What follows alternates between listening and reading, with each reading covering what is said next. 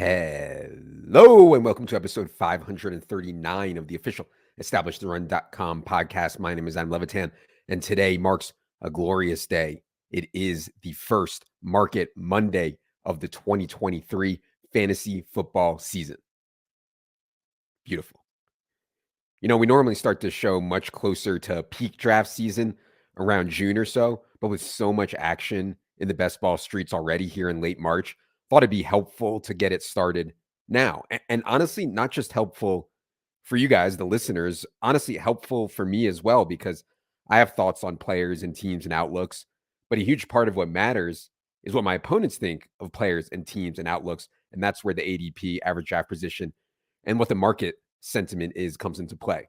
So each Monday on this show, I'll go over the biggest risers and fallers in ADP of the previous 7 days and give my thoughts on whether I'm buying or selling at these new prices. It'll be a relatively short show, try to keep it to 10 or 15 minutes. Just get us up to speed quickly on that recent ADP movement. Reminder, if you're the type of person listening to a fantasy football market update podcast right now on March 27th, you should be putting your knowledge to work at Underdog Fantasy. Promo code ETR will get you up to $100 in free entries. They have these massive best ball contests already up. And quite frankly, the ADP is wild out there right now. I think we'll see some massive movement through the spring and summer. That's promo code ETR for up to $100 in entries at underdogfantasy.com. All right, let's begin with the biggest risers from the last 7 days. And note that I'm trying to mix in some guys Evan and I haven't already talked about. So, for example, Damian Harris' ADP is up massive. We're talking 27 spots. Evan and I already covered that. David Montgomery is up to 84th overall. We covered that. And we'll certainly talk about guys like that more. But on today's show, I want to talk about some interesting movement with players we haven't covered as much. Let's start with Samaje Perine, who's up 11 spots to 134th overall, RB 41 on Underdog. So Perine was one of the first free agents to sign. I mean, wasted absolutely no time doing a 2-year, $7.5 million deal with the Broncos. Pretty standard running back deal, $3 million guaranteed in the form of a signing bonus this year, 2023, and then a $2.8 million salary in 2024 that's not guaranteed with some per game roster bonuses if he's still on the team. I think what's interesting, though, is how all this stuff meshes with the Javonte Williams situation. First, let me say that I think we all saw last season what Samaje Perine can do. I mean, the dude can play. He stepped into spot starts for Joe Mixon and was frankly better than Mixon in a lot of ways. Team did not miss a beat. Perine handled 20 plus touches, no problem. He has the size. He's listed 5'11", 235. Calling card was already in the pass game. Now let's get to these Perine quotes from last week after he signed. He was asked why he chose the Broncos, why he chose Denver. And Perine said, quote, "What it came down to was really how upfront Denver was with me as far as playing time and what Coach Payton wants to do with me personally. The first time I talked with Coach Payton, when everything opened up that first day, he really emphasized his history of using multiple backs, using two backs in his time with the Saints." Okay, so Sean Payton, new coach for Denver, gives the hard sell. Perine effectively saying he's been promised playing time and seemingly a lot of it. Okay, then let's go back to the Matthew Berry report from the Combine. Basically, Matthew Berry said he was told that there's a very wide range of possibilities in terms of Javonte Williams' return from his knee injury. I mean, we know it was a really, really serious injury, more severe than just an ACL tear. And Berry was told Javonte is currently, quote unquote, currently a lot more hurt than the team is letting on publicly, and the Broncos are secretly nervous. So look, you add all this up, and I think Samaje Perine is an absolute steal at 134th overall. Good player, plays in the pass game, team clearly wanted him, and major concerns around Javonte Williams' knee. Number 2 in terms of risers is Kadarius Tony. He's up 3.4 spots to 72nd overall, the wide receiver 38 on Underdog. Chiefs are losing a ton of guys. I mean, they're losing offensive linemen, they're losing wideouts. Does it matter to Patrick Mahomes? I honestly don't know. And I wouldn't say that about any other quarterback, but I mean, this dude lost Tyreek Hill and then goes nuke the following season, finishes as fantasy's number 2 quarterback behind only Jalen Hurts and wins the NFL MVP. But as it sits right now, Patrick Mahomes' offensive line is worse. His pass catchers are Travis Kelce, who will turn 34 in October, Marquez Valdez-Scantling, Sky Moore, and Kadarius Tony. Juju Smith-Schuster is in New England now. Mecole Hardman is on the Jets. So I think we all agree this is a massive opportunity for Kadarius Tony, who has truly been special, albeit in a small sample, but he's been special in terms of earning targets and doing stuff with them. Saw 27 targets as a Chief last year, including the playoffs, despite only running 89 routes for them. Over 30% targets per route run is very, very, very good. And on those 27 targets, he caught 21 balls for 221 yards and 3 touchdowns. He also ran in a couple more touchdowns. So he can win in this short area game, in this gadgety guy game, in the screen game, clearly. Can he do more? I don't know. And the problem is he's not going to be cheap. I mean, 72nd overall is right around the likes of Mike Evans, Treylon Burks, Deontay Johnson, Gabe Davis.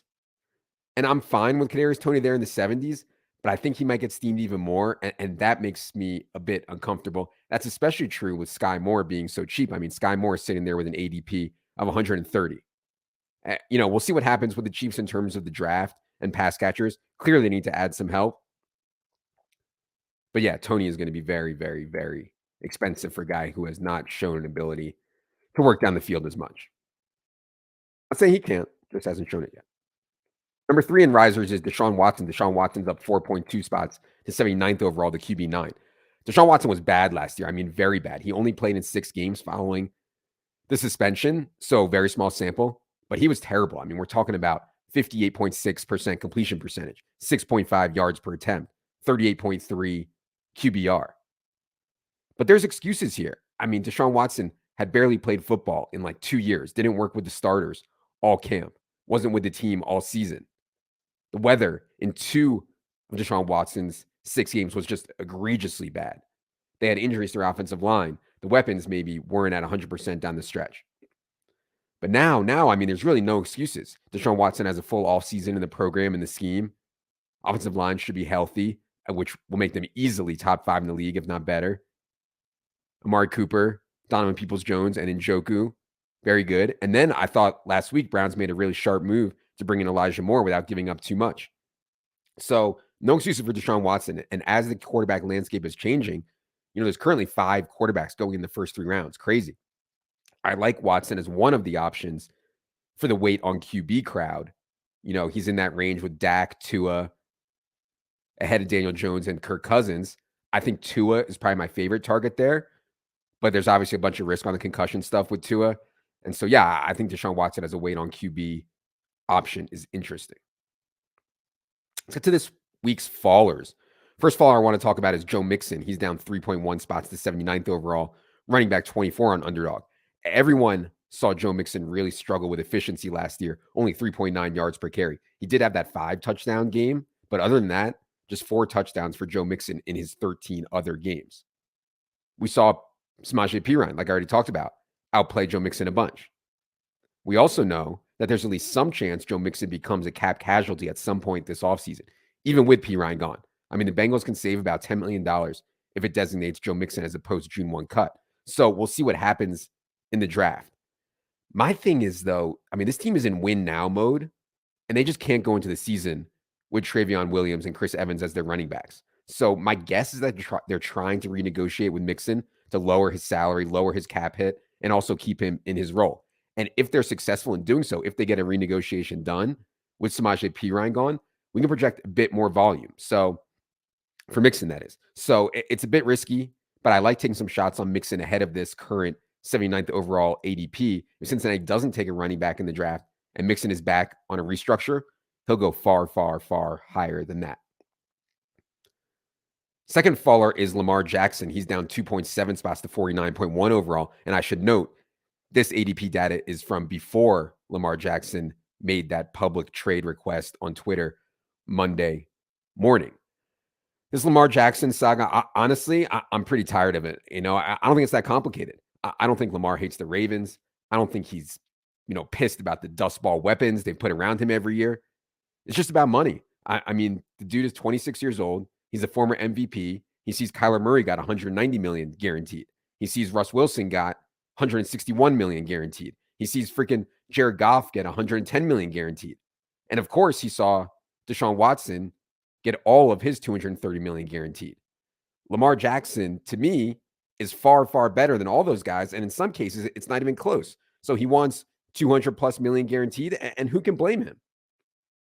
The problem is NFL teams and owners, they just don't have to pay that kind of money guaranteed due to the way the NFL contract system is structured.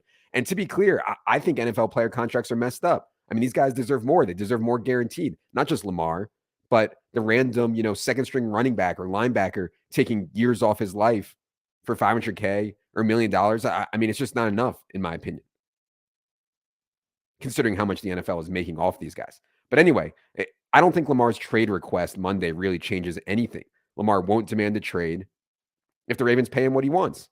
The dude just wants to get paid. And usually that stuff can get worked out, especially with so many teams in need of quarterbacks. So at 49.1 overall ADP and sinking, Lamar is a buy for me when we take into account the current quarterback landscape.